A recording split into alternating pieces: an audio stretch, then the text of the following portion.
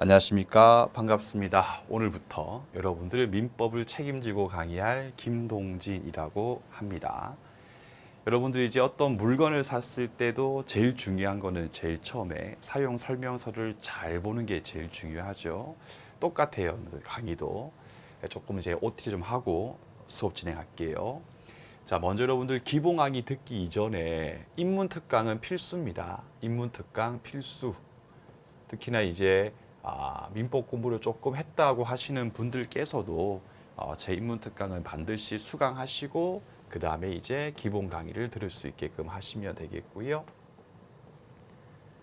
제가 이제 기본 강의 할 때는 인문특강 때 했던 내용을 제가 전제로 자꾸 리마인드를 시키면서 강의를 진행하는 스타일이기 때문에 인문특강 듣지 않고 바로 와버리면 조금 힘들 수 있으니까 꼭 듣고 들어오시면 되겠고요. 두 번째 여러분들 설명할 게 되게 많거든요. 근데 제가 이제 밑줄을 다 또 긋고 하면 조금 시간이 아까울 수가 있기 때문에 여러분들 강의 목록에 보시면 밑줄 영상 있지 않습니까? 영상을 보시고 밑줄 한번 끄면서 책 한번 대충 그으면서 읽고 오시면 되는데 이때 여러분 밑줄 영상을 보고 밑줄 그으실 때 저는 여러분들께서 화면을 봤을 때 쉽게 확인할 수 있도록 하기 위해서 제가 형광펜으로 밑줄을 그은 것에 불과하기 때문에 여러분들께서는 좀 가급적이면 제일 처음에 밑줄 그을 때는 연필 혹은 샤프로 밑줄 긋는 것을 좀 권해드리고 싶고 왜냐하면 앞으로 계속 해독을 하면서 조금씩 덧칠을 이제 하면서 법학책을 보게 되는 거거든요. 근데 처음부터 이제 형광펜으로 짝짝 그어버리면 조금 이런 부분이 힘들 수가 있기 때문에 제일 처음에 강의 들을 때는요. 연필 샤프 가지고 밑줄을 그으시면서 미리 긋고 수업 들어와서 수업 듣는 데 집중하는 방식으로 공부를 하시면 되겠습니다. 세 번째입니다. 네이버 카페 있죠, 여러분들. 네이버 카페하고 거기 밑에 한번 좀 띄워주시고 자막 주소 같은 거 하고 가서 보시면 여러분 단톡방이 있거든요. 그 두 개 반드시 이제 들어와 계세요. 특히 제 수강생분들께서는 제가 강의가 끝나고 난 제가 뒤에도 계속적으로 가이드하는 부분이 있기 때문에 네이버 카페하고 단톡방에 또 들어와서 참여해 계시고요. 네 번째 마지막인데 여러분들 그 네이버 카페 가면 민법 공방 연구소라고 해서 공지글에 제가 해놨거든요. 별도의 사이트가 하나 있어요. 사이트에 미리 가입을 해두세요. 미리 가입을 해두세요. 제가 여러분들이 이제 기본 강의하고 문풀하고 마무리 강의하고 이렇게 할 때에 정규 강의만 제가 하는 게 아니고요. 제가 중간중간에 여러분들께서 스스로 공부할 때 도움이 될 수 있는 각종 특강 같은 것들 계속 올려드리는 사이트니까요. 꼭 이것도 가입해 두시고 특히 이제 기본 강의 듣는 도중에는요. 복습 자료인데 복습 자료로 틀린 지문 총정리 자료가 나갈 거예요. 틀린 지문 자료 프린트 나갈 거거든요. 자, 먼저 선생님 저는 기본 강의 들을 때 별로 시간이 없기 때문에 굳이 뭐 문제집이나 지문 같은 거 풀고 싶지 않습니다 하시는 분들은 괜찮습니다.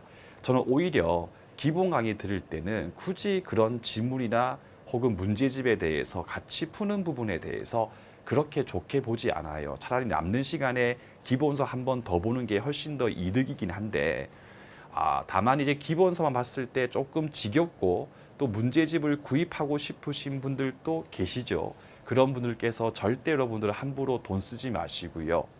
이 자료 갖고 여러분들 한번 풀어보시고 요거 여러분들 관한 제가 해설 영상도 여기다가 올릴 거니까 영상 보시면서 요 지문은 이래서 틀린 거구나. 이렇게 대비하면 되겠구나. 이런 방식으로 익혀나가는 방식으로 공부를 하시면 되겠습니다. 이렇게 한번 쭉 하시고 바로 이제 본 수업을 진행하도록 하겠습니다. 그래서 우리 교재 2페이지를 가보시고 민법 서론이고 제가 인문특강 때 얘기했던 부분이죠. 민법에 대해서 공부한 적도 없는데 의부터 본다 보실 필요 없고요. 3페이지를 가보시면 제일 위에 도표가 있지 않습니까? 그 위에다가 인문특강 총정리 제가 인문특강 때 했던 내용을 싹 정리를 해둔 부분이거든요. 해서 여러분들 거기 보시게 되면 거기 2번 보시면 소유권에 기한 물청이 있고 그 안에 보시면 1, 2, 3, 4, 5가 있잖아요. 거기 있는 4번 빼고는 다 배운 것들이니까 4번을 제외하고 나머지를 계속적으로 보시면서 암기하시면서 수업을 들으시면 되겠습니다.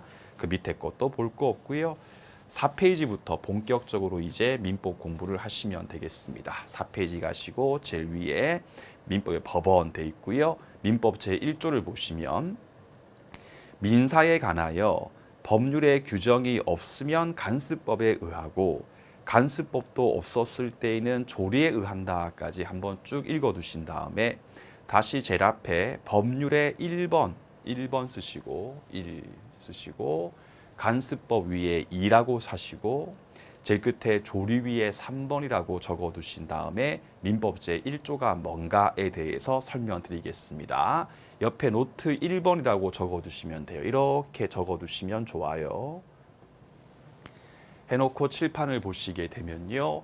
민법 제1조라고 하는 것이 이제 무엇인가에 대해서 설명을 할 건데요. 일단 민사에 관하여 민사, 제일 앞에 민사라고 돼 있잖아요. 제가 이제 인문 특강할 때 이런 얘기를 했죠. 인간의 분쟁은 매우 다양합니다. 그 중에서 돈, 재산과 친족 관계에 관한 다툼을 처리하는 게 민법이다. 그러면 여기 있는 이 민사라고 하는 개념에 대해서 아주 일반적으로 얘기하게 되면 갑하고 을 사이에서 돈, 재산 관계에 대한 분쟁 혹은 신분 관계에 대한 분쟁이 있었을 때라고 읽으시면 돼요. 해서 재산 또는 신분 관계에 대한 분쟁이 있었을 때 민법 제1조는 뭐 하는 거냐면 여기 보시면 갑 원고 돼 있지 않습니까? 원고가 이른바 소를 제기한 자, 소를 제기한 자입니다. 제기한 자고 나중에 혹시나 2차 때 민소법 공부하시는 분들께서는요. 원고 갑이 A4 용지에 소장이라고 써가지고 법원에 제출함으로써 소제기가 이루어진다라고 할 건데 그냥 대충 소를 제기한 자라고 하시면 되고요. 여기 보시면 피고 나와 있지 않습니까? 피고의 뜻은요. 소제기를 당한 자, 소제기를 당한 자다. 그래서 여러분들 필기노트에 여러분들께서 스스로 조금씩 이렇게 쓰시면서 공부하시면 되게 좋습니다. 그래가지고 갑은요 뭐라 X라고 뭔가 주장을 하고 있어요. 가령 판사님 을이 저한테 금 1억 원 줄 거 있는데 안 주고 있습니다 라고 하면서 막 얘기하고 있을 거고요. 또 을 같은 경우는요 아닙니다. 저는 이미 갑한테 돈을 다 갚았기 때문에 더 이상 을의 갑에게 돈 줄 게 없습니다 라고 해가지고 Y라고 하는 주장을 하고 있어가지고 갑하고 을 사이에서 법률상 분쟁이 있었을 때에 결국 법원 같은 경우가 갑하고 을 중에 기본적으로 누구의 주장, 누구의 말이 옳은지에 대해서 판단을 해주거든요. 그게 바로 판결이라고 하는 겁니다. 다만 이때 법원이 이러한 판단을 할 때에 가령 갑 같은 경우는 뭐 잘생긴 차은우 씨고 을은 김동진이다. 무조건 갑 말이 다 옳다라고 하거나 혹은 고향이 같으니까 옳다고 하거나 혹은 종교상에 근거해가지고 옳다 이렇게 해버리면요. 대한민국 국민들이 법원의 판단을 신뢰할 수가 없겠죠. 그럼 누가 여러분들 법원의 판단을 존중하겠습니까? 따라서 법원 너네가 판단할 때 아무렇게나 하지 말고 민법 제1조에 의해서 해라. 그래서 판단 기준은 크게 3가지가 있다. 법률, 간습법, 조리. 다만 그 사이에서 순위가 있죠. 법률이 있었을 때에는 법률에 의해서 재판을 하고 없었을 때에는 간습법에 의해서 재판을 하고 이것도 없다고 해서 재판을 포기하지는 말고 조리, 법관의 양심, 너의 양심에 근거해가지고 결국 판단을 해줘라 라고 하는 게 바로 민법 제1조의 존재 이유가 되겠습니다. 그럼 결국 민법 제1조의 경우는 크게 2가지의 내용을 밝히고 있네요. 법원, 판단의 연원이 될 수 있는 게 총 3가지가 있고 이 1번, 2번, 3번 사이에서 순위에 대해서 정하고 있다라고 생각하시면 되겠고요. 우리가 시험 문제 공부할 때 주된 쟁점은 2번에 있는 간습법이 중요한 내용이고요. 조리는 별로 볼 게 없고요. 1번에 있는 이 법률이라고 하는 게 어떤 의미인지 조금만 알면 되는데 여기 있는 법률에는 그냥 다 포함된다. 선생님 무슨 말인지 모르겠는데요. 뒤에서 배울 겁니다. 그냥 다 포함된다 라고만 생각하고 있어도 문제 풀 때 별 지장 없으니까 이렇게 해놓고 다시 잠깐만 교재로 갑시다.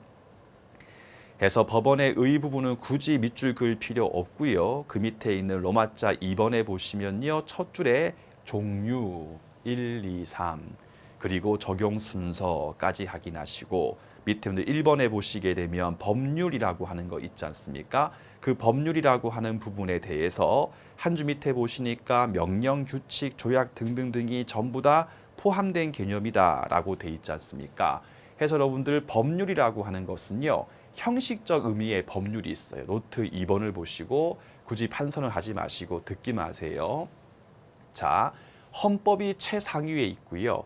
그 밑에 보면 법률 돼 있는데 형식적 의미의 법률은 우리가 알고 있는 국회가 제정한 것을 말하는 거예요. 말하는 거고 그 밑에 이제 명령이라든지 규칙이라고 하는 게 있거든요. 해서 명령 규칙이 무엇인가에 대해서 자세하게 공부하는 거는요. 헌법과 행정법상 영역이기 때문에 민법은 그냥 대충만 알면 됩니다. 해서 명령이라고 하는 것은요. 이른바 행정부에서 대통령령이라고 하는 거 있죠. 만든 게 명령이라고 하고요. 규칙이라고 하는 것은 가령 뭐 다양한데 대법원 민사규칙 이런 것들이 있거든요. 그러면 첫 번째 쟁점, 민법 제1조에 있는 그 법률이라고 하는 것은 요까지인지 아니면 요거 다 포함되는지에 관한 부분이거든요. 다시 민법 제1조를 보시면 법률이 없었을 때는 간습법에 의한다라고 했지 않습니까? 그러면 이 간습법이라고 하는 것은요. 이른바 불문법이에요. 불문법이라고 하는 게 뭐냐면 문자의 형태로서 존재하지 않는 것을 말하는 거거든요. 그러면 법률과 간습법 이거 두 가지를 가만히 생각해 보니까 요 앞에 있는 이 민법 제1조에 있는 이 법률이라고 하는 것은 글자로 박혀 있는 성문법을 의미하구나 라고 해석하는 게 통설적 입장이 되겠습니다. 따라서 굳이 국회가 만들었던 형식적 의미의 법률로서 한정 지을 필요 없이 명령, 규칙, 조례 등등등 다 포함된다라고 정리를 하시면 되겠습니다. 그럼 시험 문제에서 형식적 의미의 법률을 의미함으로 명령 등의 경우에는 포함될 수 없다 하면 틀린 질문이기 때문에 전부 다 포함된다. 이렇게 정리하시게 되면 1초 만에 바로 문제 풀 수 있습니다. 이제 그 밑에 목차 2번에 보시면 간습법이라고 하는 부분에 대해서 공부할 건데요. 제가 지금은요. 아직까지 우리가 민법에 대해서 전혀 거의 배운 게 없기 때문에 이 간습법이라고 하는 개념에 대해서 민법상 어떠한 권리에 기초해 가지고는 설명하기 힘든 부분이 있어서 제가 간습 헌법을 제가 잠깐만 빌려올게요. 즉 무슨 말이냐? 대한민국 여러분들 헌법이라고 하는 법전을 보게 되면요. 대한민국의 수도는 서울이다라고 하는 문구는 없습니다. 하지만 대한민국 대다수 99%의 사람들은요. 대한민국 수도는 서울이지라고 법적 확신을 갖고 있지 않습니까? 이렇게 문서화된 거 없는데 법으로 믿고 따르는 게 바로 간습헌법, 간습법이라고 생각하시면 됩니다. 그래서 그 밑에 있는 의 부분은 보실 필요가 없고요. 그 밑에 있는 요건 등을 공부하면 다 되는 부분이니까 목차 나번 옆에다가 꺽쇠 2번 해서 목차 나번 있고 옆에 이렇게 2번이라고 써두시면 나중에 복습하실 때 혼자 같이 볼 수 있는 부분이니까 이렇게 표기를 하시면서 공부하시면 되겠네요. 해서 목차 노트 2번을 가신 다음에 2번 노트를 봅시다. 자, 간습법이라고 하는 것에 의의는 볼 필요 없는 이유가 뭐냐? 요건을 보자.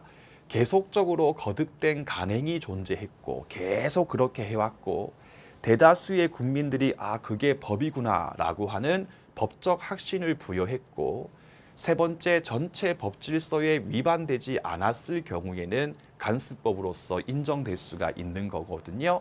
여기서 1번 간행이라고 하는 것은 전혀 쟁점이 없고요. 2번에 있는 법적 확신이라고 하는 게 중요한 부분인데요. 이렇게 보시게 되면 오랜 기간 동안 반복해가지고 간행이 존재했고 대다수의 국민들이 그게 법이구나 라고 하는 법적 확신을 부여했습니다.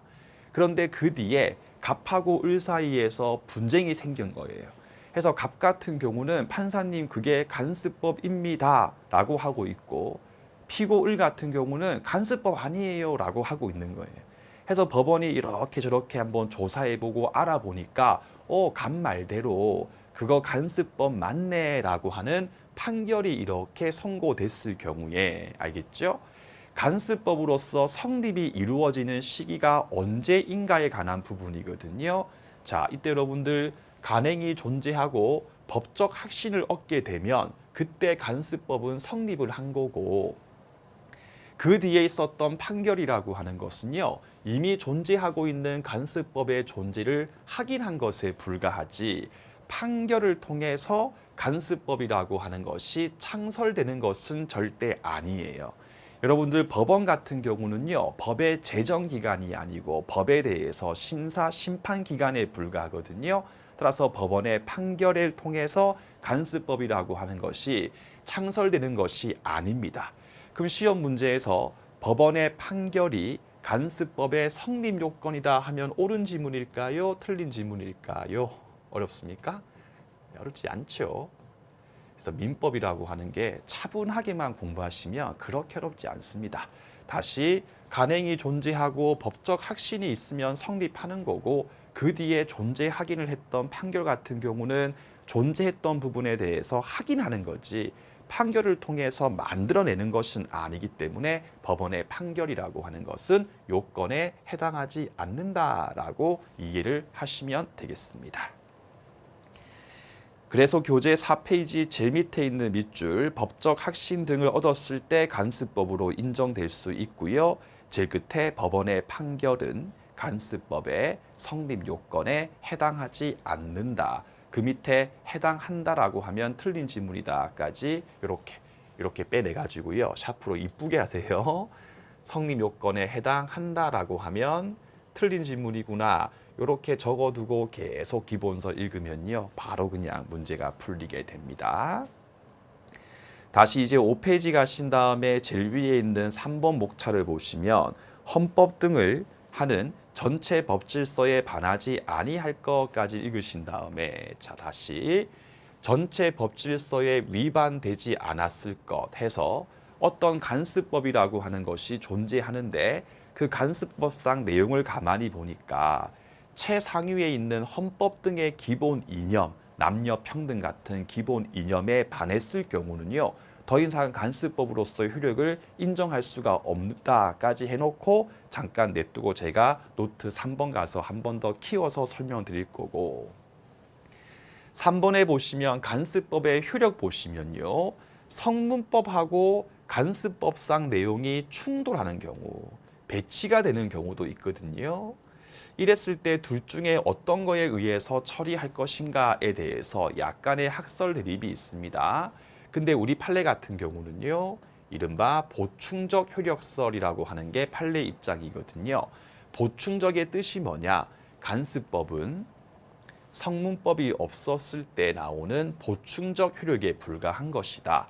해서 성문법상 내용하고 이거하고 둘 사이에서 충돌이 되는 경우는요. 성문법이 더 앞선다라고 보는 게 판례 입장이거든요. 일단 우리 판례 같은 경우는 기본적으로 학설 대립이 있는 부분에 있었을 때 가장 많이 신경을 쓰고 중점을 두는 거는요. 실정법인 민법 조문을 가장 중시 여깁니다. 다시 민법 제1조를 보시면 민사에 관해서 법률의 규정이 없었을 때 보충적으로 나온다라고 하는 민법 제1조의 문헌에 충실하게 해석하는 게 판례 입장이다까지 해놓고요. 보충적이지 대등적 관계 있다면 틀린 지문입니다. 둘이 1대1 관계에 있는 게 아니라 우열 관계에 있기 때문에 둘 사이에서 충돌됐을 때는요. 성문법에 의해서 처리가 이루어진다까지 일단 해놓고요. 다시 이제 우리 교재 5페이지 제일 위에 있는 3번 목차에다가 노트 3번이라고 적어두신 다음에 요거 전체 법질서에 위반되지 않을 것 이게 어떤 경우인지에 대해서 판례 가지고 공부를 해보도록 하겠습니다. 노트 3번을 보시면요. 자 A라고 하는 종중이 있습니다. 뭐 김씨 종중 그런 거 있지요. 해서 후손들을 보게 되면 아들 쪽인 감 남성 측이 있고 여성 을들이 이렇게 있지 않습니까? 이랬을 때 이 종중의 구성원 해서 여기 있는 종중원이라고 하는 얘기는 종중의 구성원이 원의 줄임말이 이제 종중원이라고 하는 거거든요. 근데 종중원에 대해서 별도의 민법상 조문이 없었어요. 그래서 종래 간습법은요, 남성만 될 수 있다는 게 종래 간습법이었거든요. 그럼 이게 어떤 의미가 있냐, 여러분들? A 종중 소유의 X라고 하는 선산, 어르신들 모시는 산이라든지 땅 같은 게 있지 않습니까? 요게 여러분들 국가 등에 의해서 수용이 되면요, 수용 보상금이 나오거든요. 근데 과거의 간습법에 의했을 경우는요, 성년 중에서 남성만 종중원이 될 수가 있었기 때문에 그 수용 보상금에 대해서 남성 측만 받을 수 있었지, 딸들, 여성분들 같은 경우는 수용 보상금에 대한 분배 따위를 청구할 수 없는 게 원칙이었던 거예요. 그래가지고 딸들께서 소송을 제기한 거예요. 이거 말도 안 된다라고 하니까 현재 우리 판례는 종래 과거에 존재했던 남성만으로 인정했던 간습법은 지금 현재 헌법상 전체 법질서, 즉 남녀 평등이라고 하는 대원칙 이념에 위반되기 때문에 전체 법질서에 더 이상 부합하지 않기 때문에 더 이상 종래 간습법이었던 남성만 된다라고 했던 간습법은 더 이상 이제는 효력이라고 하는 것이 인정될 수 없다라고 한 거예요. 해서 원래 존재했던 간습법도 사회, 시대, 이념 등이 변경돼 가지고 현재 이념에 부합하지 않게 됐을 경우는요, 효력이 없어질 수 있다까지 하나 이해하시면 되겠죠. 그럼 지금 현재는 종중원의 범위가 어디까지냐라고 하는 게 3번이거든요. 그럼 지금 현재는 종중 구성원의 범위가 어디까지냐라고 했을 때에 다시 민법 제1조를 보시면 법률에 없으면 간습법에 의하고 간습법도 없으면 조리에 의한다. 그럼 지금은 법률도 없고 간습법도 없는 거기 때문에 조리에 의해서, 법관의 양심에 의해서 판단이 이루어진다. 됐죠? 그럼 지금 현재는요, 성년자이면 남녀 불문하고 당연히 된다라고 하는 게 판례 문구거든요. 그러면 성년 불문 당연히, 여기서 이제 남녀에 관한 부분은 정리할 게 없죠. 틀릴 리가 없으니까. 그럼 이 판례 입장 가지고 시험 문제에서 틀리게 내는 게 두 군데가 있거든요. 첫 번째가 성년자만 가능합니다. 따라서 비교, 아직까지 후손 중에서 미성년자에 불과했을 때는 나중에 민법 제4조에서 다시 볼 겁니다. 불과했을 경우는요, 종중원이 될 수가 없다. 미성년자의 경우는 종중원이 될 수가 없는 것이기 때문에 성년자만 될 수 있다 하나 기억하시고요. 두 번째, 당연히 되는 거지 무슨 동호회도 아니고 별도의 가입 의사에 대해서 표명 등을 할 필요가 없거든요. 그럼 시험 문제에서 성년인 여성분들은 별도의 가입 의사에 대해서 표명한 경우에 하나요? 라고 하면 틀린 질문입니다. 당연히 된다. 이렇게 정리를 해주시면 되겠습니다. 해서 5페이지 제일 위에 있는 첫 번째 밑줄, 최상위로 하는 전체 법질서에 반하지 않았을 때 가능하다. 본문 제일 끝에 보시면요, 간습법을 갖다 쓰는 현재 봤을 때에 그 말이죠, 전체 법질서에 부합하지 않게 되었을 때는 더 이상 간습법의 효력이라고 하는 것이 인정될 수가 없는 것이기 때문에 부정된다까지 읽으시면 되겠고요. 그 밑에 있는 판례 1번까지도 요 내용으로 충분히 다 커버가 됩니다. 그래서 1번에 보시면 종래에 성년 남자 남성만 가지고 제한을 가했던 종래 간습법은 더 이상 법적인 효력이 인정될 수 없게 되었다. 알겠죠? 그래서 그 다음 밑줄을 보시게 되면요, 후손은 성별 관계없이 성년이 되면 밑으로 쭉 빼가지고 미성년자는 종중원이 될 수 없어, 속지 말자까지 메모해 두시고, 그 다음에 제일 끝에 조리에 합당하다까지 읽으시고 앞에 보시면 당연히 돼 있지 않습니까? 해서 당연히이기 때문에 시험 지문에서 별도의 가입 의사에 대해서 표명한 경우에 하나요 라고 하면 틀린 지문이구나 라고 하시게 되면 절대 틀릴 가능성이 없습니다. 하시고 그 밑에 있는 2번 판례 옆에 노트 4번이라고 적어두신 다음에 아주 좀 더 기한 판례예요. 이게 어떤 부분에서 기하냐. 이 간수법 쪽은 판례가 거의 없거든요. 이렇게 판례가 거의 없는 섹터에서 판례가 나오게 되면요. 조만간에 시험 문제에서 출제된다고 생각하시면 되겠습니다. 해서 여러분들 여기 책에 보게 되면 기출 표시가 있지 않습니까? 기출 표시가 있는 거는 당연한 거고 기출 표시가 없는 것들도 제가 중요한 부분 강조할 테니까 다 공부가 필요하다라고 생각하시면 될 겁니다. 해서 노트 4번을 보시고 자, 원래 갑이 아버님이시고 을이 어머님이시고요. 그 밑에 자식 병이 이렇게 있었거든요. 그래가지고 원래 병의 성과 본이 아버님 성에 따라 가지고 정땡땡이었습니다. 근데 우리 친상법 해가지고 우리 시험 범위 아닌데 친상법 제781조에 근거해가지고요. 이렇게 성과 본이라고 하는 것도 어떤 필요성이 있었을 때는 변경을 할 수가 있거든요. 조문 숫자에 대해서 암기할 필요 없습니다. 그래가지고 원래 병의 성이 정땡땡이었는데 어머니 성과 번호로 이렇게 바꾸게 된 거예요. 그럼 이제부터는요. 병 같은 경우는 강씨 종중의 구성원이 될 수가 있겠죠. 종중의 구성원의 지위를 가지게 된다까지 이해를 하시면 되겠습니다. 다만 이때 조심할 거 속지 마세요. 이때 이 병 같은 경우가 이렇게 구성원이 될 수 있는 거는 방금 봤지만 성년자가 됐을 때입니다. 따라서 시험 문제에서 병이 만약에 미성년자다라고 나왔을 경우는 종중원이 될 수가 없는 것이기 때문에 이 함정만 조심하시게 되면 문제 풀 때 전혀 지장이 없으실 겁니다. 해서 이번 판례를 보시게 되면요. 한 줄 밑에 성과 본을 바꿀 필요성이 있어서 자녀의 성과 본을 엄마 측이었던 을 쪽으로서 변경되었을 경우에는 이제부터 꺽쇠, 성년인까지만 꺽쇠, 요거 함정팔 거예요. 그리고 시험 문제에서 성년 여부를 불문하고 하면 틀린 지문입니다. 성년이 됐던 병 같은 경우는 이제부터는 모 쪽에 종중원이 된다까지 쭉 읽어두시면 되겠습니다.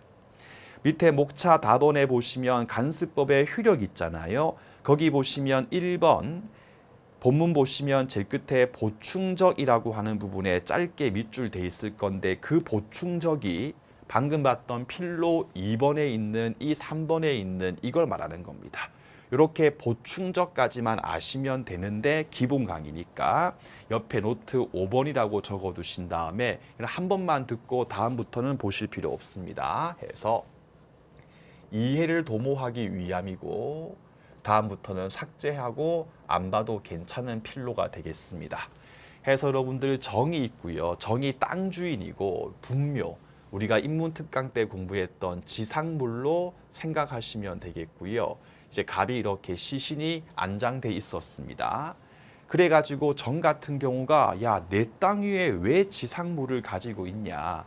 빨리 철거하고 없애라 라고 하면서 인문특강 민법 제214조에 근거해가지고 소유권에 기해서 지상물에 대한 철거 청구를 구할 때 요건 1번은 원고 정의 X 토지의 소재일 것. 두 번째가 피고가 지상물에 대해서 가지고 있었을 것. 이랬을 때 이 사건의 경우에 결국 정 같은 경우가 승소하기 위해서 갑의 남편이었던 을하고 갑의 장남이었던 병 중에 누구한테 소송을 제기했을 때에 정이 승소할 수 있는가에 관한 문제거든요. 이때 그 당시에 간수법에 의했을 때는요. 배우자 을이 요 분묘에 대해서 가지고 있고 성문법에 의했을 때에는 장남 병이 가지고 있어가지고 둘 사이에서 내용이 충돌되는 거예요. 아까 있던 거. 하니까 우리 판례 같은 경우가 민법 제1조 문헌에 보자. 법률이 있었으면 그에 의하고 법률이 없으면 간습법에 의한다라고 나와 있는 것이기 때문에 우리 판례 같은 경우에는 보충적 효력설이다.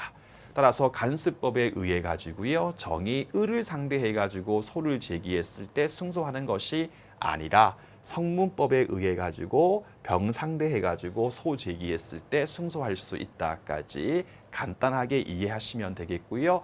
다 필요 없는 내용이기 때문에 딱 하나만 여기 있는 보충적이라고 하는 말만 잘 기억을 해주시면 되겠습니다.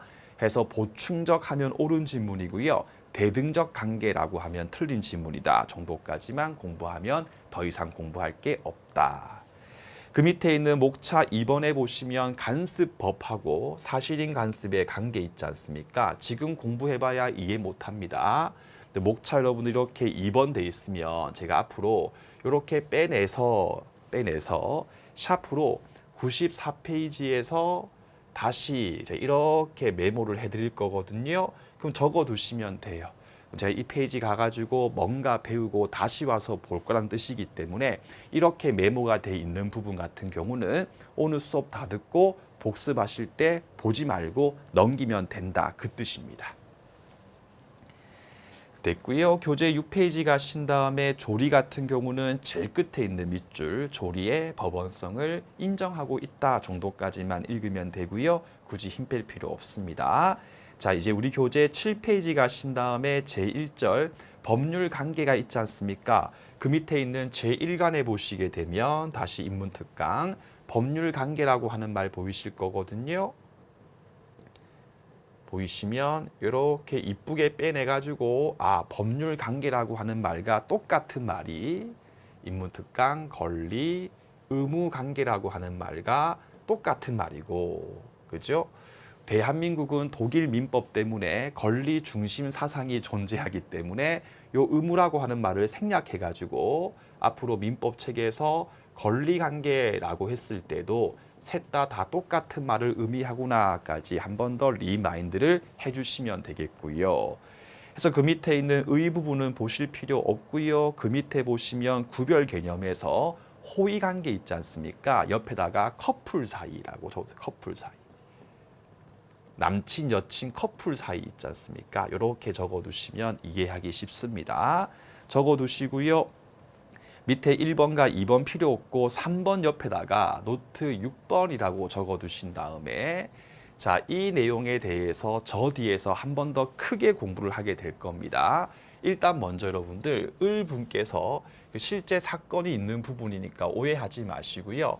갑하고 을이 커플 사이였는데 이제 을분께서 여친분이셨고요. 여친분이셨고 갑이 남친분이셨거든요. 실제 사건을 보게 되면 이제 갑이 운전하면서 저기 벚꽃 축제를 보러 가기 위해서 진해시 있지 않습니까? 가는 도중에 남친분의 가실에 의해서 가실 실수를 해가지고 교통사고가 난 거예요. 교통사고가 나가지고 실제 사건에서는 이제 을이 사망했던 그런 사건인데요. 일단 오르는 그냥 사망까지는 가지 맙시다. 무서우니까 을이 교통사고에 의해서 상해 다쳤습니다. 자, 이랬을 때 이제 을이 갑한테 손해배상을 청구할 수 있는가 없는가에 대한 부분인데요. 1번 보시면 우리 민법상으로 배상 청구권의 근거는 되게 많아요. 근데 크게 총 4개 정도만 딱 알면 끝나거든요. 해서 민법에서 대표적인 손해배상 청구권의 근거 중에서 총 1, 2, 3, 4가 있다까지만 하시고 여러분들 일단 3번과 4번은요. 그런 게 있나까지만 보시면 되고 오늘은 3번과 4번은 신경 쓰실 필요 전혀 없습니다. 그 선생님 신경 쓸 필요 없는데 왜 노트에 넣어뒀습니까? 라고 하시면요. 저는요. 기본 강의만 보고 노트를 만든 게 아니고요. 강의 끝나고 여러분들 가이드 할 때 혹은 전체 민법 윤곽 잡을 때 혹은 문풀 다 생각하고 만든 거기 때문에 일단 넣어둔 거니까요. 3번, 4번은 지금 보지 마시고 1번과 2번은 보자. 우리가 1번과 2번 이 두 가지의 경우는 두 가지는 인문특강에서 진짜 열심히 공부했다. 그렇죠? 그래서 1번에 보니까 계약상 채무 불이행에 근거해가지고 배상 청구를 할 수 있냐, 조문 숫자에 대해서 암기할 필요 없지만 계속 들으면 암기가 됩니다. 민법제 390조였습니다. 그렇죠? 그러면 인문특강 리마인드, 을이 갑을 상대해서 계약상 체불에 근거해가지고 손해배상을 청구하려면 을이 갑한테 계약상 뭔가 청구권을 가지고 있었을 때 가능한 거다. 그럼 다시 을이 갑한테 계약상 청구권이라고 하는 것을 행사하려면 을하고 갑 사이에서 1단계 계약의 성립이 인정되고 2단계 성립된 계약이 유효했을 때 가능하다. 따라서 아예 처음부터 갑하고 을 사이에서 계약관계가 불성립이거나 계약관계가 vs 비교, 계약관계가 불성립됐거나 그죠? 또는 성립된 계약이지만 유효한 게 아니고 무효이거나 또는 취소 사유가 있어가지고 취소가 됐을 경우에는 그죠? 그때는 390에 근거한 이 배상 청구권을 행사하지 못한다. 여기에 해당하면 민법제 390에 근거한 배상을 책임을 물을 수 없다까지를 우리가 인문특강에서 공부를 했습니다. 그러면 1번 을이 갑한테 계약상 체불에 근거해가지고 배상 청구할 수 있는지 여부에 대해서 검토를 해보면요. 갑하고 을 같은 경우는요. 커플 사이에 불과하기 때문에 법적 관계가 아니고 호의 관계에 불과했습니다. 그 말이 꼴 갑하고 을 사이에서 설마 남친분이 을한테 내가 너를 태워줄 테니까 기름값 교통비 이렇게 하고 나의 인건비 해가지고 20만 원 주고받자 이렇게 계약할 리가 없잖아요. 따라서 호연계 커플 사이에 불과했을 경우는 갑하고 을 사이에서 계약의 성립 관계가 없죠. 계약의 성립이라고 하는 것이 없다. 따라서 기역, 니은 중에 성립된 게 없죠. 기읍번이 X가 돼버린다. 따라서 계약이 기읍번, 성립이 없기 때문에 요건 충족을 못했기 때문에 1번 계약상 체불에 근거해가지고는 배상 책임을 물을 수는 없는 거다. 그렇죠? 그럼 이때 을이 갑한테 을이 누구에게 갑에게 무엇을 계약상 체불에 근거한 손해배상을 청구할 수 없는 것이 그 어떤 권리도 행사하지 못한다고 하면 안 된다. 해서 두 번째 민법제 750에 근거해가지고 불법 행위에 근거한 배상 책임을 물을 수 있는가 없는가에 대해서 검토할 때 우리가 인문특강에서 750조에 대해서 공부할 때에 갑이 행인 을을 폭행을 가했다. 그랬을 때 갑하고 을 사이에서 아무런 계약관계가 존재하지 않는 경우라 하여도 갑이 고의가실에 근거해가지고 을의 신체 법익을 침해했기 때문에 당연히 을은 갑을 상대해가지고 750조에 근거한 배상 책임을 물을 수 있다까지 공부했고요. 그거 똑같은 거예요. 비록 갑하고 을 사이에서 계약한 적이 전혀 없다 하여도 갑의 고의가실에 의해서 을에게 상해를 입었기 때문에 을은 750조에 근거해가지고는 배상 책임을 물을 수 있게 되는 겁니다. 알겠죠? 그럼 결론 1번은 안 되지만 2번은 된다. 그래서 누가 누구에게 무엇을 그게 매우 중요한 부분이다까지 생각하신 다음에 밑에 있는 2번 보시면 if 만약에 을이 원고의 지위에서 소를 제기했다. 누구에게? 피고 갑에게 소를 제기했거든요. 이때 을이 갑한테 소를 제기할 때 판사님 저는 갑에게 계약상 체불에 근거해가지고 손해배상 청구권을 가지고 있습니다. 라고 하면서 소송을 제기했습니다.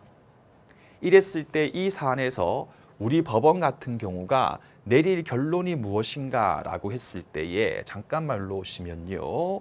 저기 있는 원고 을의 주장에 그러니까 을의 말에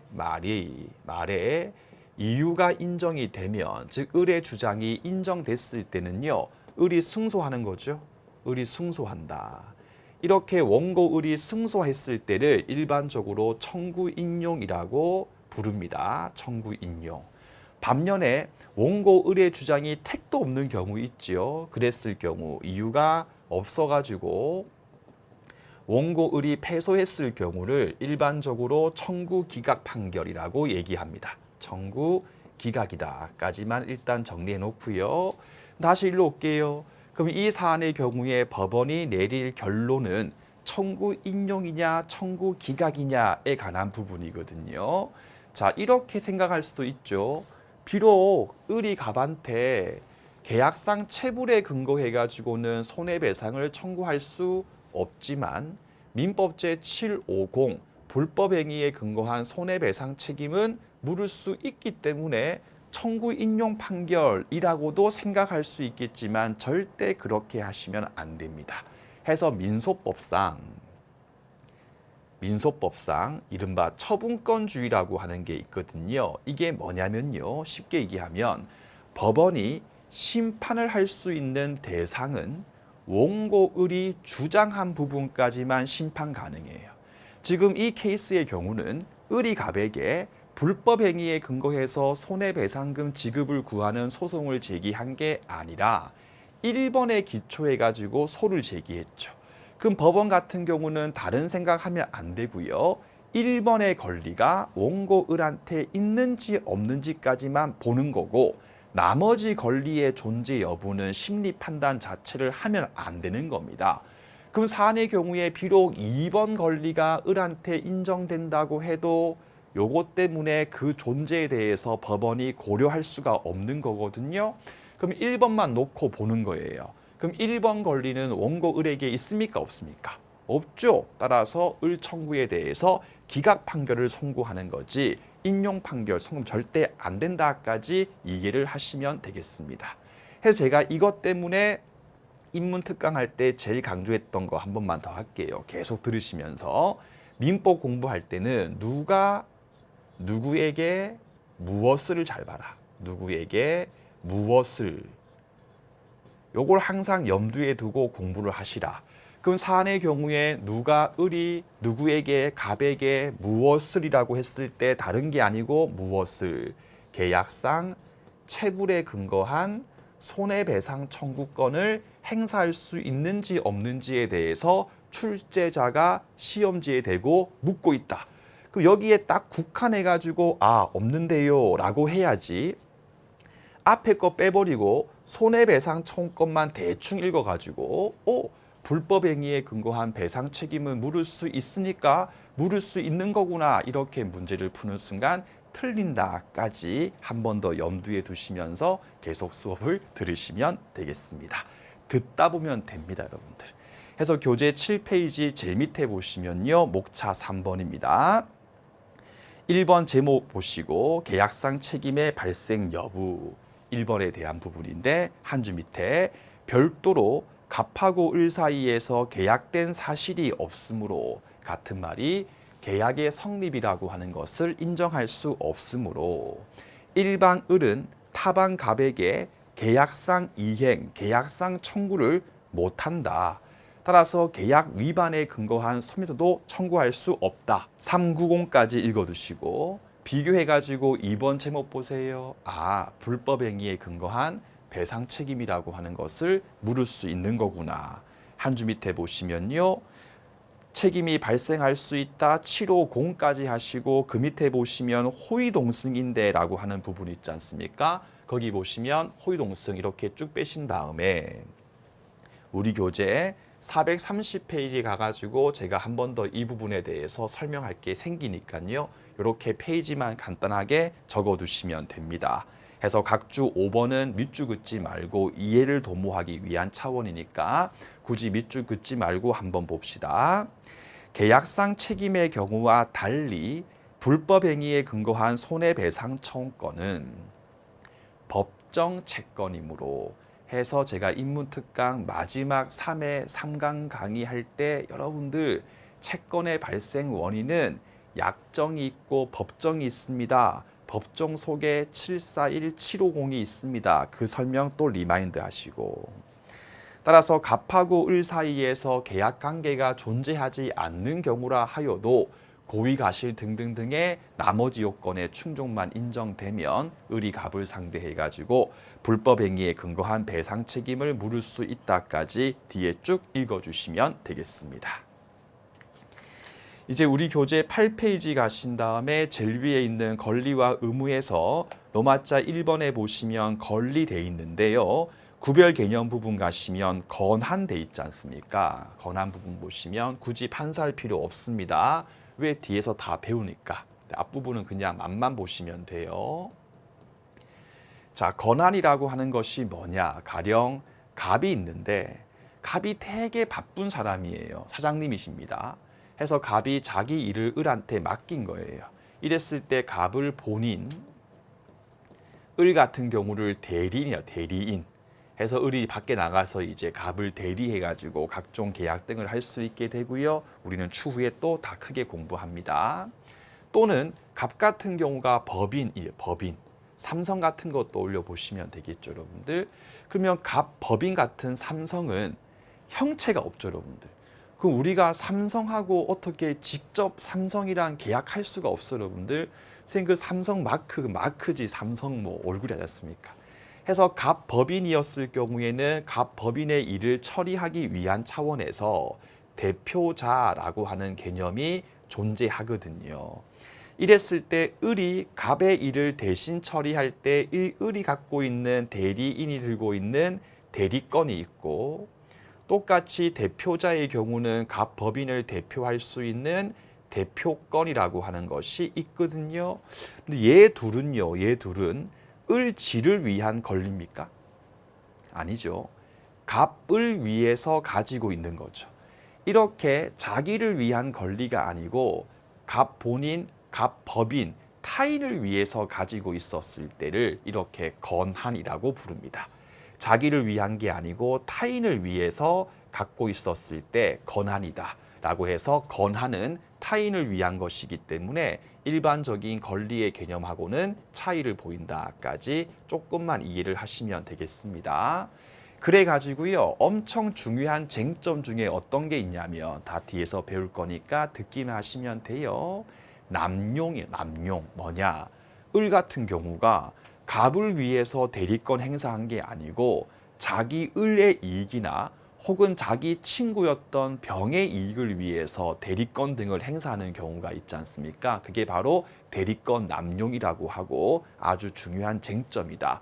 그럼 대리권 남용, 대표권 남용이라고 하는 것을 올바르게 이해하기 위해서 대리권과 대표권이라고 하는 권한은 을지를 위한 게 아니고 타인을 위한 거구나라고 하는 부분을 이해했을 때 이해할 수가 있는 부분이니까 이렇게 정리 한번 간단하게 들으시면 되겠고요. 굳이 뭐 판서 하실 분들은 하시되 필수는 아니다. 왜? 다 뒤에서 배우게 될 것이기 때문에. 해서 권한 부분 가시면 첫 줄에 대리인을이 가지고 있는 대리권이나 법인에서 이사, 대표자 이사을이 갖고 있는 대표권처럼 타인을 위하여까지 읽으시면 되겠죠. 타인을 위해서 갖고 있었을 때 권한이라고 부른다까지 개념만 익히시면 되고요. 밑에 있는 2번과 3번은 지금 보실 필요 전혀 없고 여러분들 4번에 보시게 되면 한 줄 밑에 불법 원인 급여라고 하는 단어가 보일 거거든요. 이렇게 이쁘게 빼내서 88페이지에서 공부를 다시 할 거니까 이렇게만 깔끔하게 책에 메모하시면 충분하시겠습니다. 이제 그 밑에 있는 3번에 보시면 권리의 종류 부분 있지 않습니까? 제가 이렇게 물건 1안, 채권 1안까지만 밑줄 그은 이유가 나중에는 안 볼 거니까. 해서 물건이 뭐냐? 갑이 물건에 대해서 직접적으로 지배하는 게 물건이고 채권은 뭔데? 인문특강 특정인 갑이 특정인 을한테 뭔가 여기서 권리가 채권이다. 그럼 채권의 경우에 발생 원인은 크게 두 가지가 있다. 약정 계약 그리고 법률 규정까지니까요. 그렇게만 읽고 넘어가시면 됩니다. 3번에 보시면 인격권 있지 않습니까? 자, 언론 등이나 뉴스 등을 통해서 갑이라고 하는 인물의 인격권을 일단 침해당했을 때는요.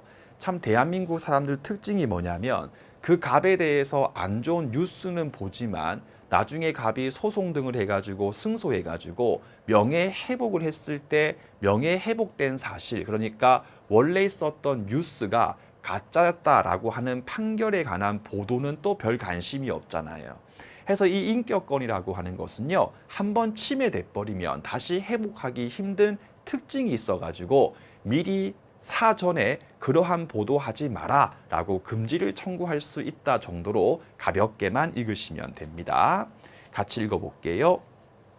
인격권이라고 하는 것은 일단 침해된 이후에는 완전한 회복 같은 것들이 어려운 특수한 적이 있기 때문에 인격권 침해의 경우는요, 사전에 예방적으로 미리 그러한 침해 행위, 언론 보도나 뉴스 등에 대해서 정지 방등에 금지시킬 수 있는 청구권이라고 하는 것이 인정된다 해서 미리 그런 보도 금지하지 마라 라고 청구할 수 있다 정도까지만 읽으시면 되겠습니다.